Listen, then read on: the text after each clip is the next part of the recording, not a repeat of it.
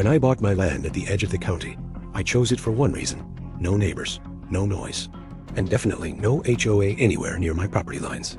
It was quiet, perfect, mine. But Karen, the HOA president from the subdivision a mile away, decided my land should fall under her jurisdiction. Because people like her don't need facts, just a clipboard and a fantasy. The trouble started when an SUV rolled onto my driveway one morning. Two so-called HOA officers stepped out wearing cheap uniforms and plastic badges. They said they were here for an inspection. I said, "You're trespassing." They threatened me with fines on land they didn't own, under rules that didn't apply. That's when I installed cameras. Not cheap little door cams, full perimeter coverage. Motion alerts, night vision, audio pickup, everything. And thank God I did, because that was only their first visit. Week after week, more HOA officers showed up, taking pictures, trying to open my gate, banging on my barn door like debt collectors. One even tried to climb my fence. Every single time, my cameras caught them. Faces clear, license plates sharp, audio crystal clean. I sent clips to their HOA office. They ignored them. I sent a certified cease and desist. They ignored that too.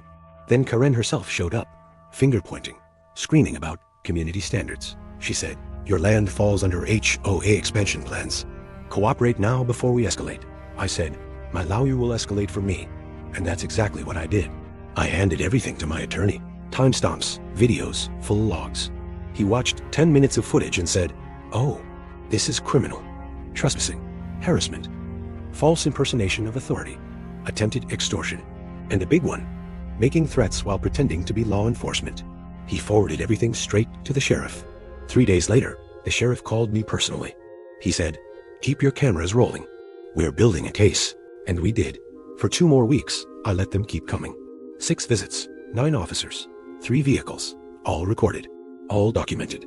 Then the sheriff executed the warrants. Karen was arrested first, pulled right out of an HOA meeting she was hosting, cuffed in front of her entire board. The officers she sent were arrested next for impersonation and harassment. Every single one tried to blame her. Every single one failed. The HOA tried to distance themselves. Too late. The sheriff had the footage.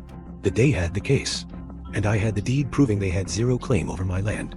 The board collapsed. Karen is awaiting trial. The subdivision elected an entirely new leadership, and they sent me a written apology begging me not to sue. I sued anyway, and won. Now my land is calm again. My cameras are quiet, and no one from the HOA has driven within a half-mile of my gate since. They tried to intimidate me with fake authority. I took them down with real evidence. If you love HOA justice stories, like the video and subscribe.